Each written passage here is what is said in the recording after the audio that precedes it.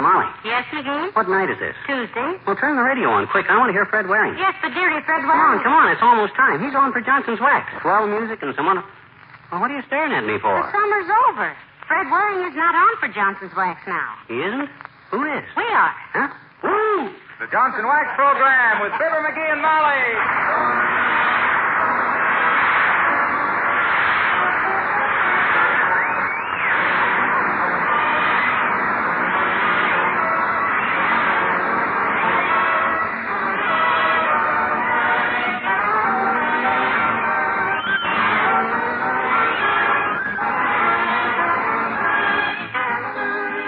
During my years with Fibber McGee and Molly, I've become kind of used to wax.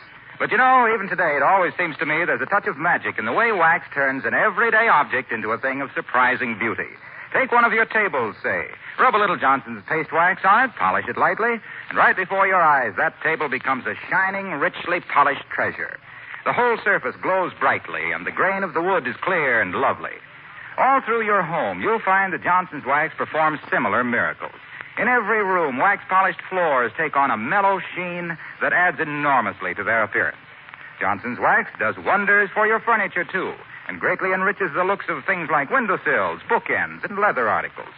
And think what a great comfort it is to you to know that Johnson's Wax is constantly on duty to guard against dirt, wear, and spilled things. I hope you'll use it regularly. You'll be really pleased if you do. Johnson's Wax, paste, liquid, or cream.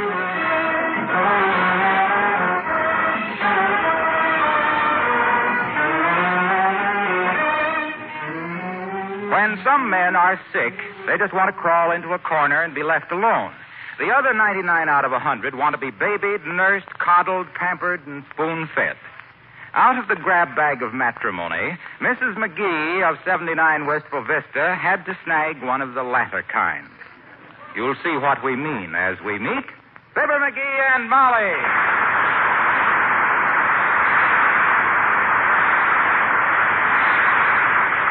Oh. Imagine me being took sick like this when there's so many things to be done. Like taking down the screens. Now, don't you worry about the screen, sweetheart. We'll wait till you get well. Yeah, but maybe this is a lingering illness. Maybe better hire somebody else to take him down. Nonsense. I won't have anybody clattering around here while you're not well. Glass of water, Pet? No. No, thanks.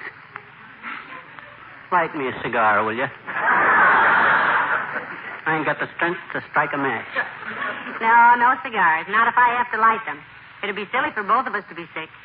Besides, Dr. Gamble is on his way over, and he'd be very annoyed to be found you smoking a cigar. I'll stick it under the pillow when he comes. You haven't enough fever to account for all the smoke. No, I hardly think that... Oh, that must be the doctor now, Molly. You better start boiling some water. What for? Oh, I don't know. That's the first thing a doctor always asks for. Hot water and clean towels. They always got to have hot water. Oh, dear. Come in. Oh, hello, Dr. Gamble. Come right in. Hello, Molly. What's the matter with little Caesar? Swallow his bubble gum? Hi, Doctor. Good of you to come. Would you like me to heat some water, Doctor? Yes, please, my dear. And put some coffee in it. Now then, my boy, tell me about yourself. Okay, Doctor. I was born in a little white house on top of Kickapoo Hill, back in Peoria. A poor but honest parent. Oh, stop it. I don't want your history. I want your symptoms. Never mind. When did you start feeling like this? Just a few nights ago, Doctor. He just started to turn green, like Christmas jewelry. Have you eaten anything unusual, McGee? I mean, aside from your usual eccentric menu of chili con carne, malted milks, and chocolate donuts? Nope. Just the cigars off. A cigar? He ate a cigar? Well, technically, I wouldn't say I ate it, Doc. I swallowed it. One of your regular brands? Yes, it was, Doctor. I see. Swallowed one of his own cigars and lived several days. You don't need me, McGee. You want Robert Ripley. Tell me, Wonder Man, what was the occasion for this Panatella picnic? Well, we were listening to the Louis Moriella prize fight, Doctor. Yeah. And when Moriella come to the microphone afterwards and made his speech, Well,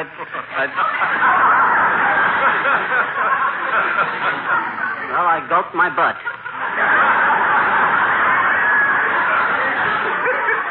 You know, Doctor, I was so fascinated by McGee's expression, I never did hear what Mr. Moriella said. Lucky girl. I am happy to report, my boy, that you have the healthy pulse of a brewery horse. But I don't like your color. Well, if you don't like it now, you should have seen it the night he swallowed the cigar. He was about the color of a bookkeeper's eye shade. I'd like to have seen that. Here, these will fix you up. Ooh, pills. What are they, Doctor? These, my dear, are placebos. I give them to very few people, then only in unusual circumstances. What did you say they were, Doc? Placebos. Take one every half hour with water or milk.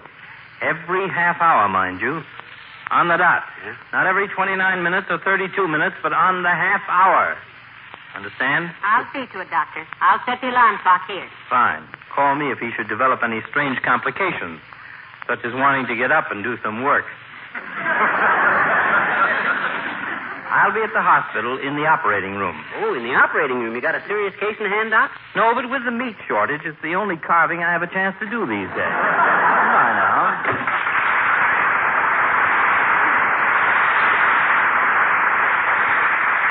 Oh, my, isn't he a sweet old character?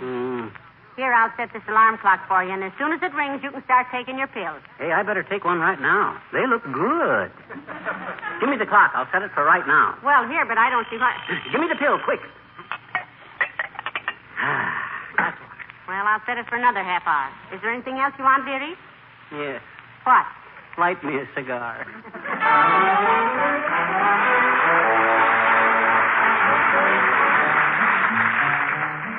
The King's Men sing, doing what comes naturally. Folks are dumb where I come from. They ain't had any learning. Still they're happy as can be, doing what comes naturally. Folks like us could never fuss with schools and books and learning. Still we've gone from A to Z, doing what comes naturally. You don't have to know how to read or write when you're out with a feller in the pale moonlight. You don't have to look in a book to find what he thinks of the moon and what is on his mind. That comes naturally. That comes naturally. My uncle down in Texas can't even sign his name. He signs his name with X's, but they cash them just the same. Uncle Bill was always ill, but never saw a doctor. He just died at 93, doing what comes naturally. Uncle Jed has never read an almanac on drinking. Still, he's always on a spree, doing what comes naturally. Sister Sal, whose music gal has never had a lesson.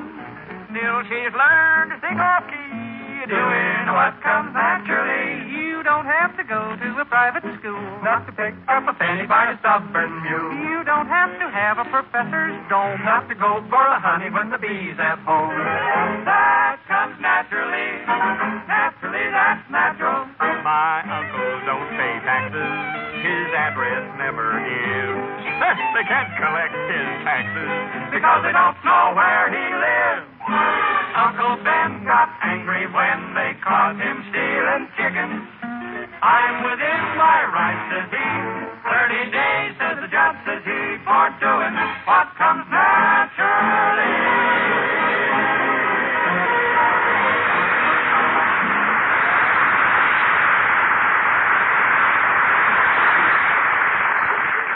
You feeling any better, dearie? Anything I can do for you? Yes. What is it? Turn the page of this magazine for me, will you? Hey, is it time for my pill again yet? No, not yet. When the alarm rings, it's time. Put the pills in the water glass close to the couch. Remember what the doctor says. Not 29 minutes, not 32 minutes, but on the half hour. I wonder what a placebo is. Must be a new medicine like penicillin and sulfur. And benephrenia. What on earth is benephrenia? I never heard of that. Of course you haven't. I'm going to invent it as soon as I get up and around again. Going to make a concentrated essence of plain grass. Grass? Yep. What's one of the strongest animals? A horse. And what does a horse eat? Grass. What animal is always calm, never nervous? A cow. What does a cow eat? Grass. Look at a dog. Intelligent animal. When a dog feels sick, what does he do? Goes out and eats some grass. How about it? Wonderful idea. Betcha. 3 spoonfuls of that, and you can pull a wagon, chase automobiles, and sell your hide to a tannery. No, I'm serious, Molly. I think that... Hey, is that alarm clock running? Yes. Calm yourself. I'll see that you... Oh, look who's coming, McGee. The girl from the beauty parlor. I wonder what she wants. You could run upstairs, dearie, if you don't feel like talking. No, I'll stay. Muff my hair up a little. I want to look restless. Thanks. Come in. It's just I, Mrs. McGee, Elsie Merkel from the Wistful Vista Saloon of Beauty. Oh, heavenly days. Do come in, Elsie. This is my husband. McGee, this is Miss Merkel from the beauty parlor. How'd you do, Miss Merkel? Very pleased to meet your acquaintance, I'm sure. Any husband of Mrs. McGee's is a friend of mine, I always say. But the reason why I come over, Mrs. McGee, was you left your compact in the shop yesterday, so I brung it over. Because a girl without a compact is like a ship without a udder.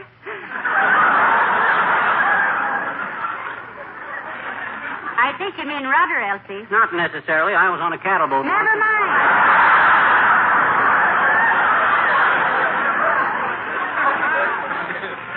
Well, Elsie, I really appreciate your taking the trouble to bring back my compact. Oh, it was a distinct pleasure, Mrs. McGee. I wanted to take... Hey, my pill, Molly. A placebo. Quick, hand me the water.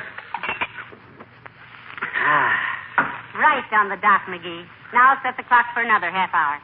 Gee, does a minute make so much difference taking a pill, Mr. McGee? It does in my case, sis.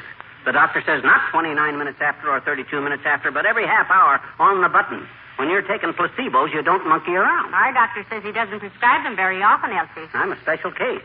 I'll probably be wrote up in the medical journals.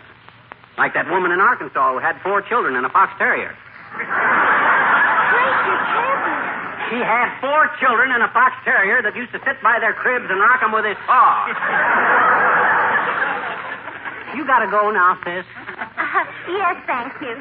My next client for a henna rinse is Miss Fifi Tremaine, and I and her always have so much to talk about. Like, for instance, what Gloria Gottlots did when the fella she married turned out to be a snuggler. Heavenly days, a smuggler? No, a snuggler. He was snuggling with the housemaid and the seamstress. And what I know about that family would fill a book that would stop the circulation in a circulating library. Well, I hope you get well, Mr. McGee. Goodbye.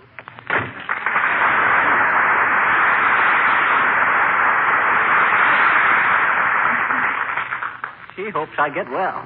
That's a pretty thought. Do I look that bad, Molly? No, you don't look bad at all, dearie. And I must say Dr. Gamble didn't seem very perturbed about you. Oh, no. He gave me the placebos, didn't he? And he don't give placebos to everybody. I'll bet I got some obscure disease that people don't know. Oh, folks, I was just passing by and...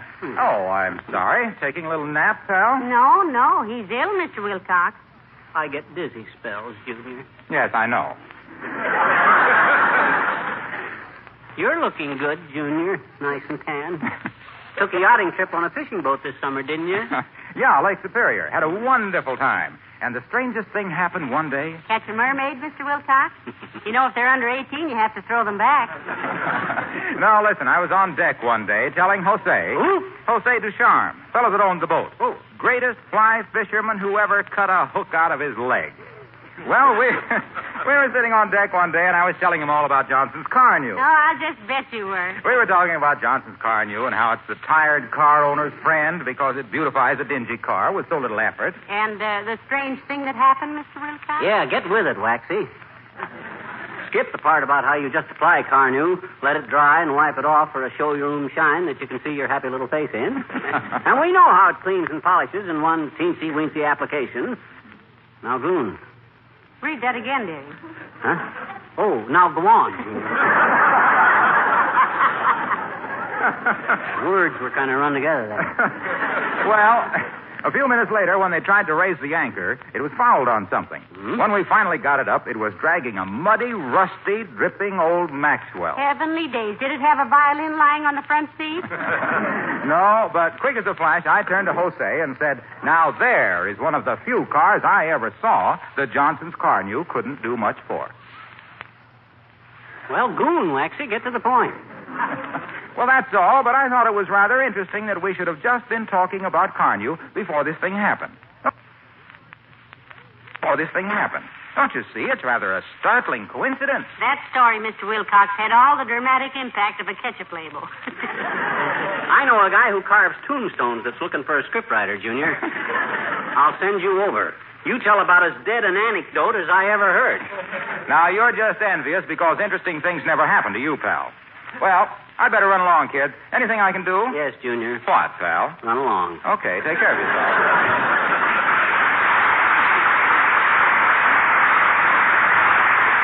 That guy can be duller than a dime store chisel. Hey, don't go away. Where are you going? I simply must go upstairs, dearie, and sort the laundry. Hmm. If you want anything, just pound on the wall or something. And if that alarm clock goes off, take the placebo quickly. Okay, but don't be gone long. I might have an eclipse. The word is relapse, sweetheart. An eclipse is a term used in astronomy. And you don't have a heavenly body.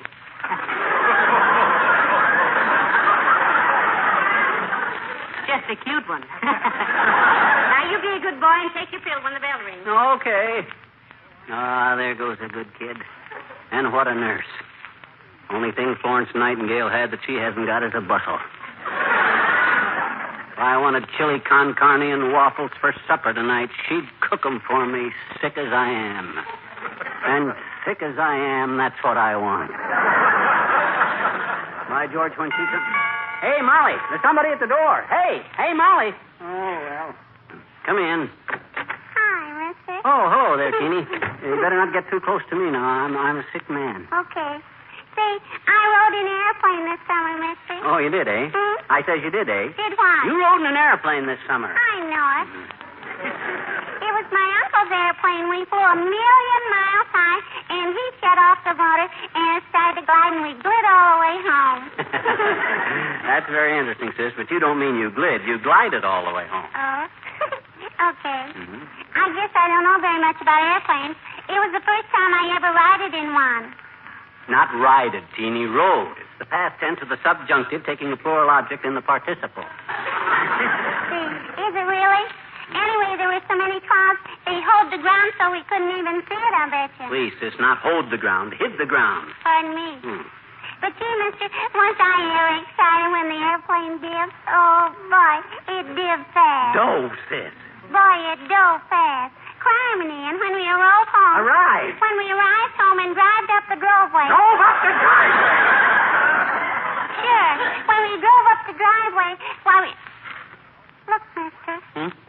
Are you going to be busy by January 15th? January 15th is a long way off. Why'd you ask? I'm coming over and tell you a story, I bet you. Fine. Be glad to hear it, Teeny. But why January 15th in particular? Because the way you butt in and interrupt and everything, it'll be an awful cold day when I tell you anything again.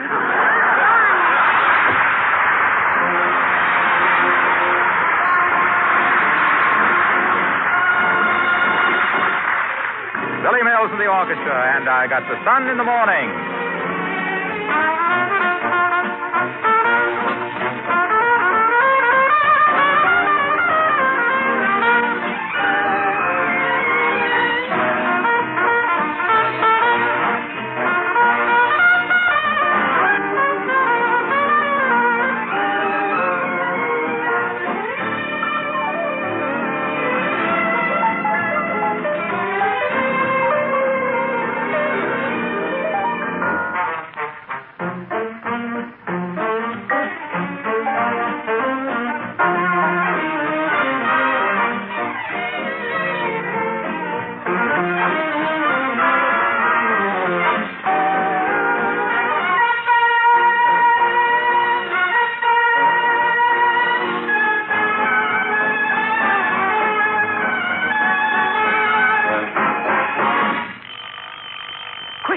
Placebo. Where's the water? Okay, Billy.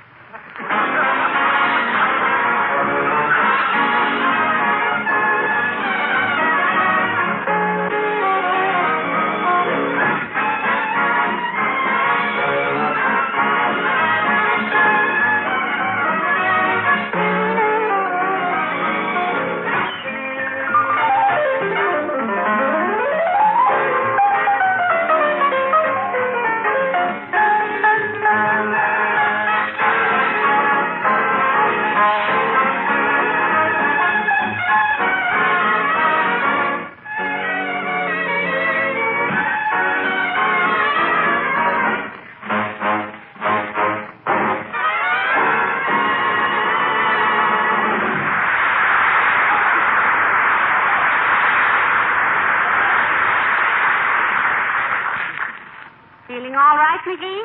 Are the Placebos helping any? My gosh, they're marvelous, Molly. Where Dr. Gamble digs up these mysterious drugs, I'll never know. No, you won't either. I was going to ask him, but you never get any real information out of doctors. No, nurses either. If you ask a nurse what your temperature is, she gives you that toothy smile and says, "Well, shall we have our sponge bath now?" That always embarrasses me. Shall we have our bath now?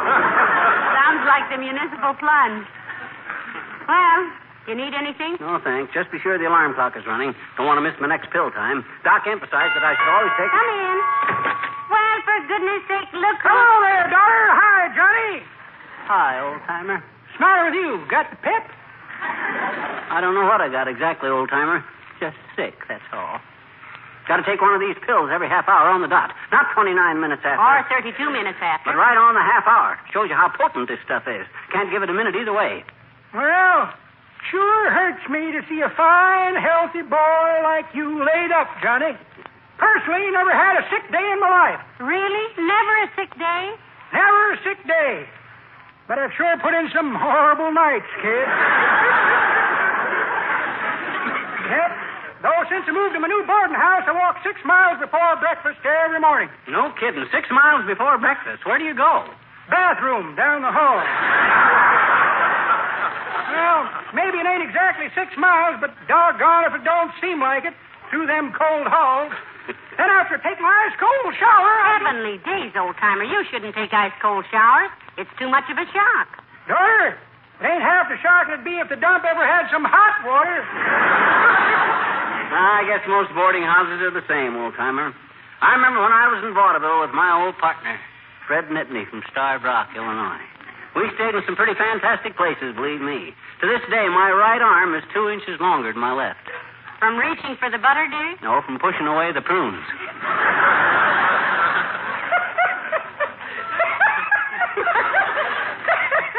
That's pretty good, Johnny, but that ain't the way I heard it. The way I heard it, one feller says, telefeller says, think President Truman is going to run for re-election?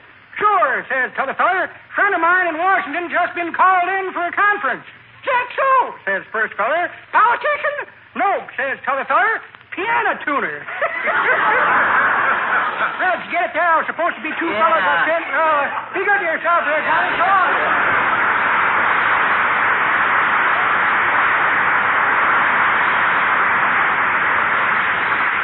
You know, dearie, if it's a nice day tomorrow, I think you should sit out on the front porch for a little while. Quick, my placebo. The water. Hurry. Oh. Well, the doctor certainly ought to be proud of the way you're following instructions. I'll say so. I popped them pills into my puss before that dad-ratted sleep buster stopped clanging. And you know what? No, what? Them pills are doing strange things to me. My beard is growing faster. Look at it. I need a shave again already. You mean already since yesterday morning? Oh, didn't I shave this morning? No. Oh, besides that, my fever's gone down. My chest feels absolutely cool to the touch. Why not? You spilled half that glass of water on your chin. I did? Oh, what do you know? Nevertheless, I got an instinctive feeling that them pills are working wonders. I got a terrific appetite. I could even... Fine sick room. Might as well be convalescing in Times Square. Come in. Well, McGee, look who's here. Mayor Latrivia. Good day, Molly. Oh, don't get up, McGee. Don't worry, Your Honor. Oh, my goodness, you're all dressed up, aren't you? Gardenia, gloves, and everything. Making a campaign speech, Latrivia? No, McGee. Well, since I saw you last, I've fallen in... Well, that is to say... there is a woman.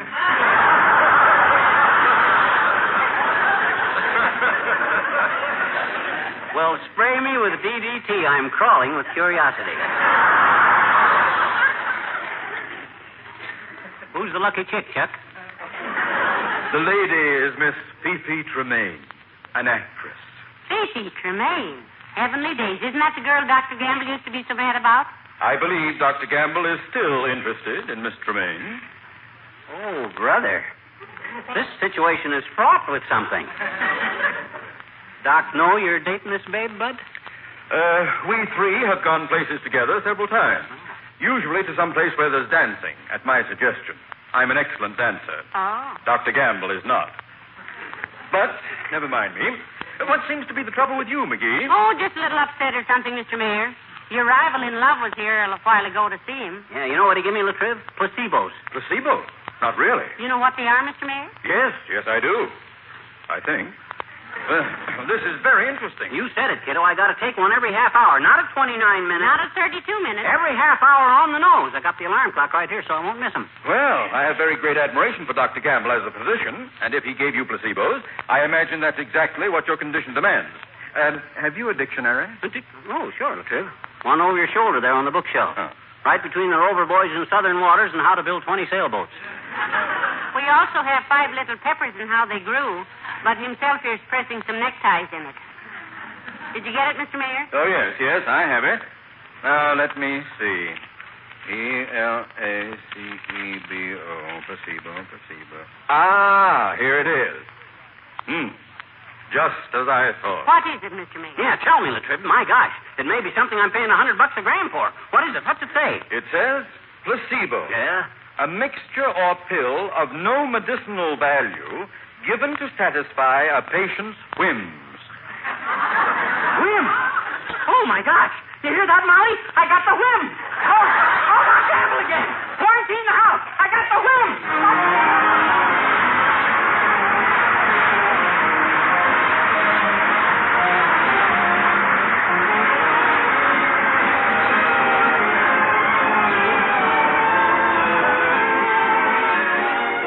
Has this ever happened to you? You're visiting a friend's house, and eventually you drift back into the kitchen, and there on the floor is the sort of linoleum surface you've always dreamed about.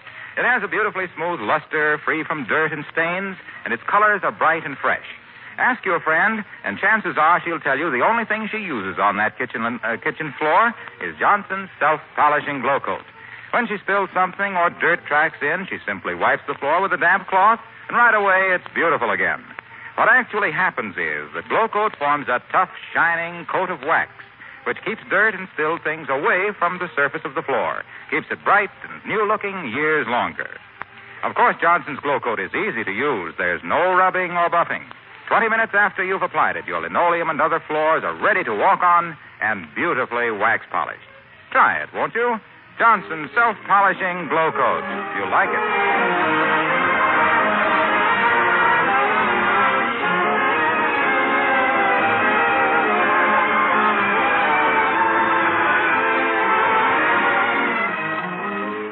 Doc Gamble was just here again, and you know what he said? No, what did he say? He says I got the worst case of whims he'd ever seen. Says I got 'em chronic. Heavenly days, is he going to operate? I asked him that. He says it was a tempting idea, but we better try diet first. What kind of a diet? No moose meat. Well, that I can arrange. Good. Good night. Good night, all.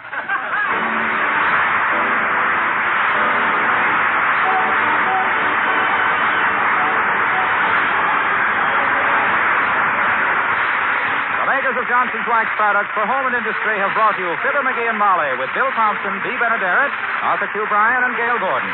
The script was by Don Quinn and Phil Leslie. This is Harlow Wilcox inviting you to be with us again next Tuesday night. Good night. This is NBC, the National Broadcasting Company.